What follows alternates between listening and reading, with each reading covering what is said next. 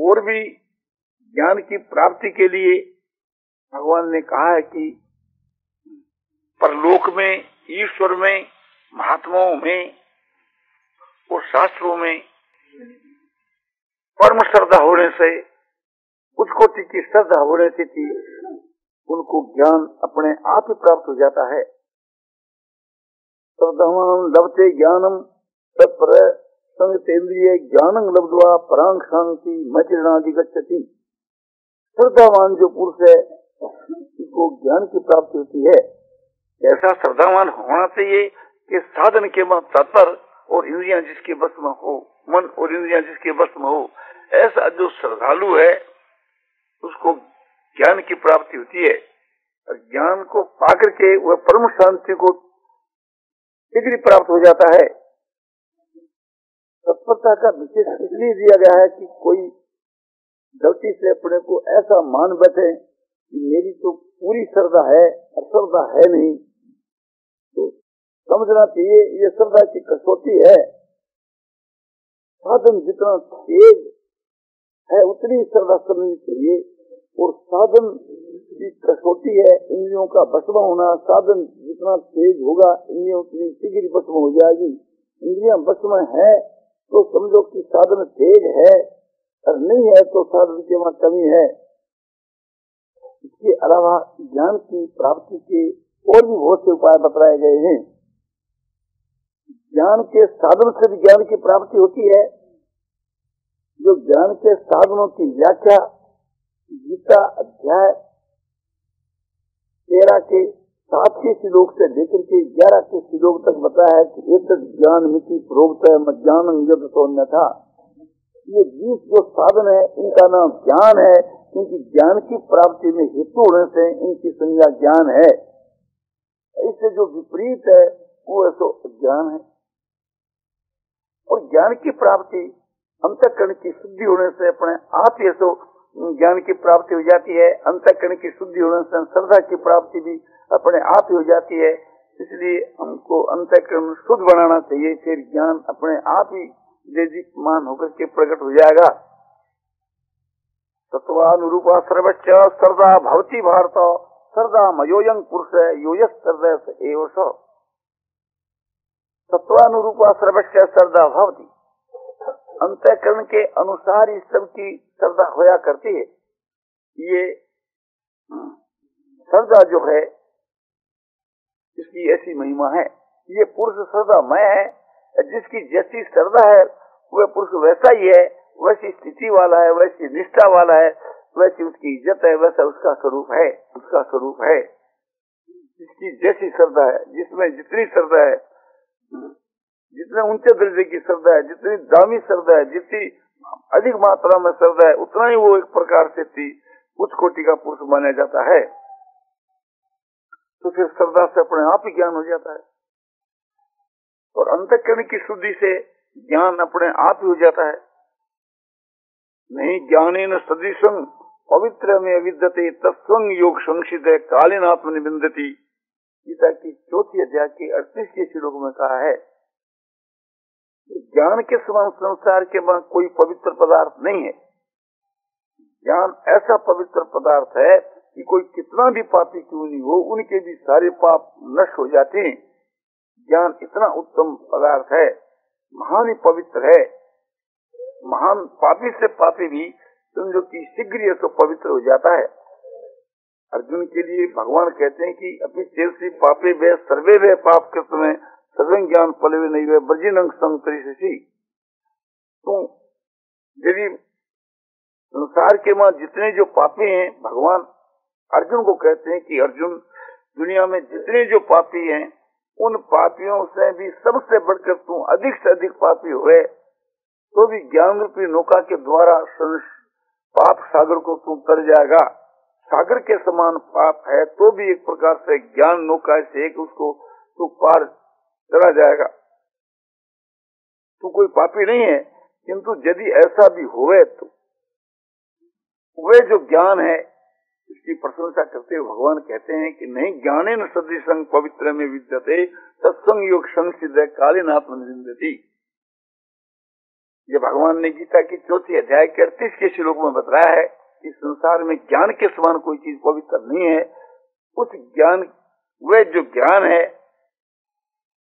साधन करते करते काल व्यतीत होने पर अंतःकरण शुद्ध हुआ पुरुष स्वयं अपने आप ही स्वतंत्रता पूर्वक उस ज्ञान को अपने आत्मा में, अपने अंतःकरण में पा लेता है। तो ज्ञान के होने से आवरण का नाश हो जाता है, ज्ञान के उत्पन्न होने से पापों का नाश हो जाता है, ज्ञान के उत्पन्न होने से जो अंतःकरण के जितने दोष है सब मिट जाते हैं। तो हमारी बुद्धि के अंदर जो है, हमको क्या करना चाहिए कि ज्ञान के जितने जो साधन बतलाए हैं उनका संग्रह करना चाहिए, और भी बहुत से उत्तम जो गुणों का संग्रह करना चाहिए, जैसे क्षमा है, दया है, शांति है, समता है, संतोष है, सरलता है, वैराग है, ये सब उत्तम गुण माने गए हैं। उनका संग्रह बुद्धि में होता है। ये बुद्धि विषय की उन्नति है। बुद्धि में इन गुणों का संग्रह करना ये बुद्धि विषय की उन्नति है। बुद्धि में जो दोष भरे हुए हैं उन्हें को नष्ट करना ये बुद्धि विषय की उन्नति है। बुद्धि के अंदर जो दुर्गुण और दुराचार भरे हुए हैं ये बुद्धि विषय दोष है, मल दोष है। बुद्धि में जो पापों के संस्कार भरे हुए हैं ये बुद्धि विषय दोष है। इन सब का विनाश कर डालना चाहिए। साधनों के द्वारा इन सब का शीघ्र विनाश हो सकता है। बुद्धि में ज्ञान बढ़ाना चाहिए, विज्ञान बढ़ाना चाहिए। भगवान का जो साकार, निराकार, सैगुण, निर्गुण स्वरूप का जो समझना है ये बुद्धि विषय की उन्नति है। जब बुद्धि शुद्ध हो जाती है, तीक्ष्ण हो जाती है, अचल हो जाती है, तो उसको परमात्मा की प्राप्ति सहज में हो सकती है। इसलिए हम लोगों को अपने बौद्धिक उन्नति जरूर ये करनी चाहिए और सामाजिक उन्नति करनी चाहिए। सामाजिक जो उन्नति है और व्यवहारिक जो उन्नति है इसकी भी बड़ी आवश्यकता है। व्यवहारिक उन्नति क्या? ये व्यापार की उन्नति करनी। जो लोग झूठ, कपट, चोरी, बेईमानी करके के रुपयों का संग्रह कर लेते हैं वो व्यापार की उन्नति नहीं है। व्यापार की जो उन्नति है वो आत्मा के कल्याण के करने वाली जो व्यापार की उन्नति है वही असली उन्नति है। व्यापार की उन्नति से व्यापार का सुधार होता है और आत्मा का भी उद्धार होता है। हम लोगों का व्यापार कैसा होना चाहिए कि जिसमें झूठ, कपट, चोरी, बेईमानी, दगाबाजी का नामो निशान नहीं रहना चाहिए। व्यापार के में ये कलंक है कि एक प्रकार से इनकम की चोरी करना, सेल टिकट की चोरी करना, ब्लैक मार्केट करना या किसी भी प्रकार से समझो कि अन्याय करके धन उपार्जन करना, ये व्यापार के विषय में कलंक है। तो अपना शुद्ध व्यापार करना चाहिए। नाप में, गिनती में या न संख्या में, पूजन में किसी को कम नहीं देना और किसी का अधिक नहीं लेना, ये व्यापार विषय की उन्नति है। वस्तु नमूना जिसको कहते हैं वो दिखलाना, वही देना, फेर बदल नहीं करना, ये व्यापार विषय की उन्नति है। व्यापार में जो जितने दोष आते हैं उन दोषों से रहित होना वो शुद्ध व्यापार है। ये उसके विषय की उन्नति है। एक चीज में दूसरा खराब पदार्थ मिला करके बेचना ये व्यापार में कलंक है। जैसे उत्तम घी के में वेजिटेबल मिला देना, जैसे बादाम के तेल में, सरसों के तेल में, नारियल के तेल में व्हाइट ऑयल मिला देना, ये खराब पदार्थ का एक उत्तम पदार्थ में मिलाकर के उस पदार्थ को नष्ट करना है, ये एक प्रकार से व्यापार के बीच के मां कलंक है। तो ऐसा नहीं करना चाहिए। आटे के बीच के मां अरारोट मिलाना, दूध के मां जल मिला देना, जीरे के मां मट्टी मिला देना, तो ये सब एक प्रकार से थी खराब चीज का अच्छी चीज में मिलाना बड़ा भारी दोष है। इस दोष की जो निवृत्ति है, इस दोष से रहित होना ये व्यापार की उन्नति है। और जैसे रुई जो है, ऊन जो है, इसको पानी की जगह में रखना या उसमें जल छिड़क देना, उसको बोझा अधिक कर देना, पाट में बोझा बढ़ा देना, सुपारी में बोझा बढ़ा देना, ये एक प्रकार की चोरी है। एक पाट का नमूना दिखा करके और खराब माल देना, या रेलवे के बीच के में क्यों चलान कर करके के और उसको दाल बतला देना, या किसी के साथ में किसी प्रकार की दगाबाजी करना, ये सब व्यापार के दोष हैं। व्यापार हमारा न्याययुक्त होना चाहिए, सच्चाई के साथ होना चाहिए। व्यापार के बीच के में झूठ कपट कभी नहीं करना चाहिए और सबके साथ में सम व्यवहार करना चाहिए, पक्षपात नहीं करना चाहिए। एक बुद्धिमान आदमी आकर के भाव कस करके हमारे से चीज खरीदता है, उसी भाव में एक मूर्ख को, एक अज्ञानी को भी उसी भाव में वो चीज देना, ये समभाव है। व्यापार क्यों करना चाहिए? आत्मा के कल्याण के लिए, रुपया संग्रह करने के लिए नहीं। जो रुपयों के उद्देश्य से व्यापार करता है, उसके व्यापार के वहां ये सब दोष प्रवेश हो जाते हैं, बहुत से दोष प्रवेश हो जाते हैं। और जिसमें स्वार्थ नहीं है, संसार के हित के लिए जो व्यापार करता है, उस व्यापार के बीच के वहां दोषों को घुसने के वास्ते गुंजाइश नहीं है। तो व्यापार क्यों करना चाहिए? आत्मा के कल्याण के लिए, परमात्मा की प्राप्ति के लिए, परमात्मा को खुश करने के लिए, जगत जनार्दन की सेवा के उद्देश्य से व्यापार करना चाहिए।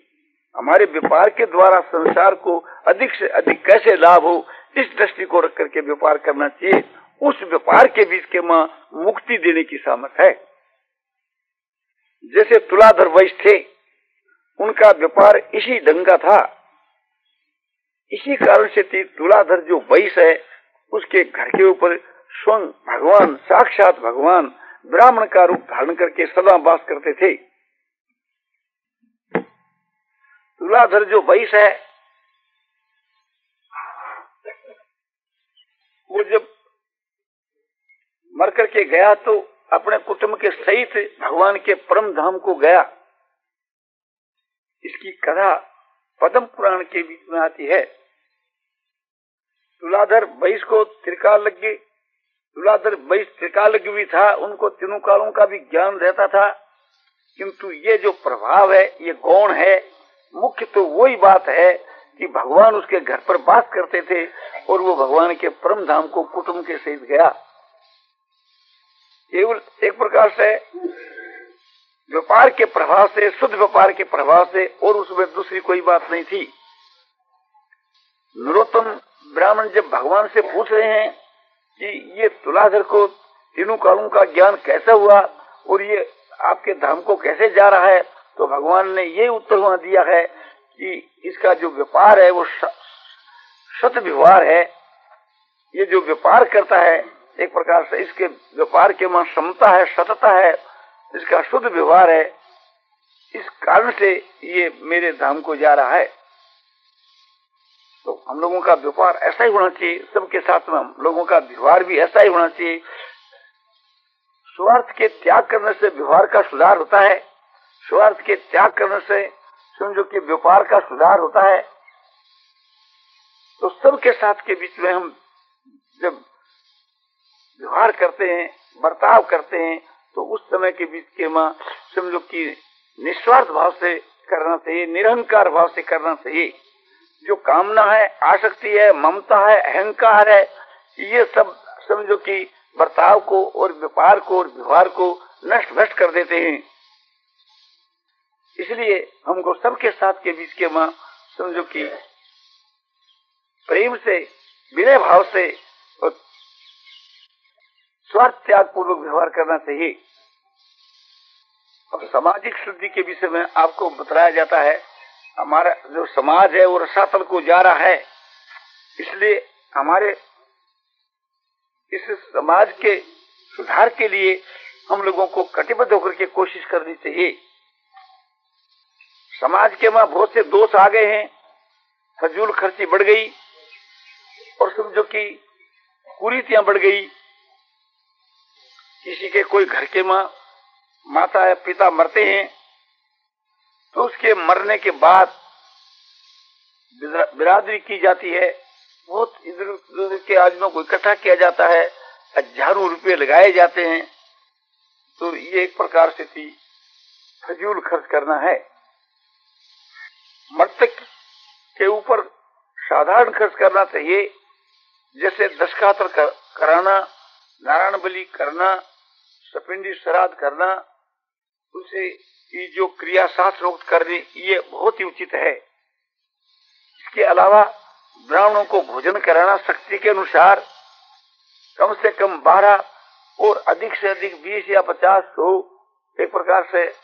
इसके लिए 100 की जगह और भी कुछ अधिक कर दो तो कोई दोष की बात नहीं है, किंतु जितना एक प्रकार से विस्तार कम किया जाए श्राद्ध में उतना ही उत्तम माना गया है। श्राद्ध के बीच के मां समझो कि कम विस्तार करना, ये बात मनु ने मनुस्मृति की 3रे अध्याय के वहां विस्तार से बतलाई है कि श्राद्ध के बीच में कैसे ब्राह्मण होने चाहिए और श्राद्ध के वहां किस प्रकार से वो करना चाहिए। ये सारी बात आप मनुस्मृति की 3रे अध्याय के वहां देख सकते हैं। इसी प्रकार से जन्म के वक्त के बीच में भी समझो कि हमारी समाज के वहां बुराई आ गई है। जब लड़का पैदा होता है उस समय के बीच के वहां हम बहुत से आदमियों को इकट्ठा करते हैं, वहां चौपड़ खेली जाती है, ताश खेली जाती है, उद्वात किया जाता है, बीड़ी सिगरेट दी जाती है, पान खिलाए जाते हैं और माल उड़ाया जाता है और खूब गप उड़ा देते हैं। और समझो कि अपने उस माता के बालक और बालक की माता के बुरे संस्कार पड़ते हैं। हमारे शास्त्रों के वहां जो एक प्रकार से थी अच्छी रीतियां बतलाई है, जिसको हम संस्कार कहते हैं, जन्म संस्कार, जाति संस्कार उसका नाम है, नामकरण संस्कार उनका नाम है, वो चीज एक प्रकार से नहीं होती, कहीं होती है तो मामूली रूप के बीच के वहां होती है। वे संस्कार पढ़ने चाहिए, किंतु आजकल उसके विपरीत संस्कार पढ़ते हैं, तो उसका सुधार होना चाहिए। और विवाह के विषय के वहां भी हमारी समाज में बहुत सी कुरीतियां आ गई है।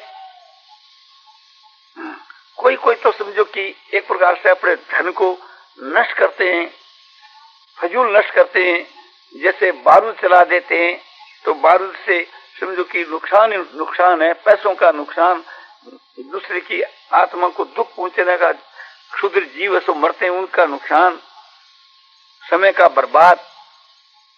इसी प्रकार से कोई बिनोरी निकालता है, कोई बिनोरा कहते हैं उसको, तो उसमें समझो जीवों की हिंसा होती है, रोशनी की जाती है, कोई लाभ नहीं होता। कोई महफल बनाते हैं, उसमें व्यर्थ धन खर्च होता है, कोई उसकी आवश्यकता नहीं। कोई भंडार बनाते हैं और कोई समझो कि बहुत सी बिजली की अति मात्रा में रोशनी करते हैं, तो ये सब फजूल खर्च है। इसी प्रकार से थी समझो कि कोई कोई तो ऐसे मूर्ख होते हैं कि रंडी को नचाते हैं, कई जो सब समझो कि अपने फूल बाग बारी बना करके उसको लुटाते हैं, कई एक प्रकार से थी अपने थिएटर तमाशा दिखलाते हैं, कई बाइस्कोप का एक आयोजन करते हैं, कई गाना बजाना का खूब विस्तार से आयोजन करते हैं, हजारों रुपये उसमें खर्च कर देते हैं, वो धन बर्बाद होता है। किंतु ये ख्याल रखना चाहिए कि मर करके जब परलोक में जाओगे तो यमराज को क्या जवाब दोगे। जो जनता का धन आप व्यर्थ सो अनधिकार खर्च कर रहे हो, आपका कोई हक नहीं है। संसार में जो कुछ धन है वो सब के शीर का है, जो खाने के पदार्थ हैं वो सब शीर के हैं। उस पर अपना एक विशेष अधिकार जमा करके उसका दुरुपयोग करना, ये बड़ा भारी एक पाप है। जितने समझो कि संसार में वस्त्र पैदा होते हैं सब मनुष्यों के अनुसार ही होते हैं। जो खाद्य पदार्थ पैदा होता है उस प्राणियों के खाने उतना ही होता है, और उसको कोई अधिक एक प्रकार से भोग में जाता है तो उसका करना वो अनुचित है। इसी प्रकार से थी जो ऐश्वर्य जो है, धन जो है, इनको इकट्ठा कर करके और उस पर अपना अधिकार जमा करके रहना, और दूसरे लोग समझो कि भूख मरते मरते हैं, तो ये कितना भारी अन्याय है। हम लोग तो मालपुआ खावे, मौज उड़ावे, और दूसरों को खाने के लिए बेजड़ भी नहीं मिले, खाने के लिए समझो कि उनको भीख भी नहीं मिले, तो कितनी अन्याय की बात है। हम लोग दुशाला ओढ़े और दूसरों को समझो कि कंबल भी नहीं मिले। हम लोग एक प्रकार से थी खूब महलमालियों में रह करके मौज उड़ावे और दूसरों को झोंपड़ी भी नहीं मिले, तो ये कहाँ का न्याय है। इस बातों को ख्याल करके दुखी जो अनाथ हैं उन पर दया करनी चाहिए, उनके साथ के वहां उदारता का व्यवहार करना चाहिए, समता का व्यवहार करना चाहिए। इस पर में विशेष ध्यान देना चाहिए। और समाज के बीच में विशेष दोष आ गया है कि किसी के घर के वहां कन्या है और वो कहीं नौकरी करता है 150 रुपया महीने में, 100 रुपया महीने में, तो वो 100 रुपया में 150 में नौकरी करता है, वो तो भोजन और वस्त्र में सब खर्च हो जाते हैं। अब लड़की का विवाह कैसे करें।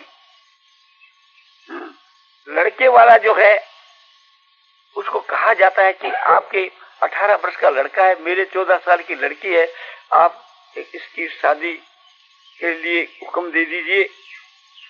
वो कहता है कि अभी हम शादी नहीं करेंगे, लड़का अभी 18 वर्ष का ही है, थोड़ा और बड़ा हो जाए।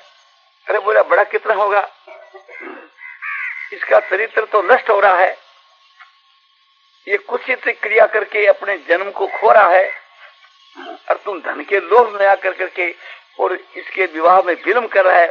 इस लड़के के साथ में भी अन्याय कर रहा है और दुनिया के साथ में भी अन्याय कर रहा है।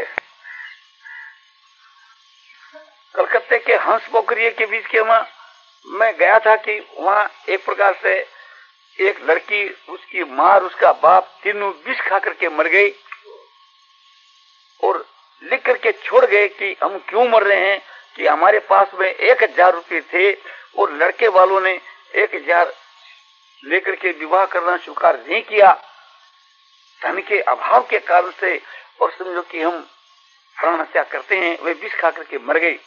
पुलिस उनको ले गई, 5 दिन तक वो कमरा बंद रहा, फिर दुर्गंध आने लगी, तब पुलिस को बुलाकर कमरा खुलाया गया। उसके वहां 3 आदमियों की लाश मिली और ये साथ के वहां ये लेख मिला कि इस कारण से इनकी मृत्यु हुई। तो इस प्रकार से जो लोग मरते हैं उसका पाप किसको लगेगा। हमारी समझ में तो दहेज लेने वाले के पिता को लगेगा, जो कि घोर अन्याय करते हैं। ये भी सुनने में आता है, समय समय के ऊपर छापों में खबर मिलती है कि अमुक लड़की ने अपने प्राण हत्या कर ली, यानी आत्म हत्या कर ली। क्यों कर ली, कि उसके माता पिता रो रहे थे उसका विवाह न होने के कारण से, उस दुख के कारण। तो इसका हमको सुधार करना चाहिए। नारायण नारायण नारायण श्रीमन नारायण नारायण श्रीमन नारायण नारायण नारायण श्रीमन नारायण नारायण। श्यावर रामचंद्र की जय। इस प्रकार की उन्नति के विषय का यह व्याख्यान श्री जयदयाल जी गोविंदगा के द्वारा आज मिति माह कृष्णा पंचमी संवत 2011 प्रातःकाल 10 बजे श्री रामलीला जी परशुरामपुरा की कोठी वृंदावन दमन में दिया गया।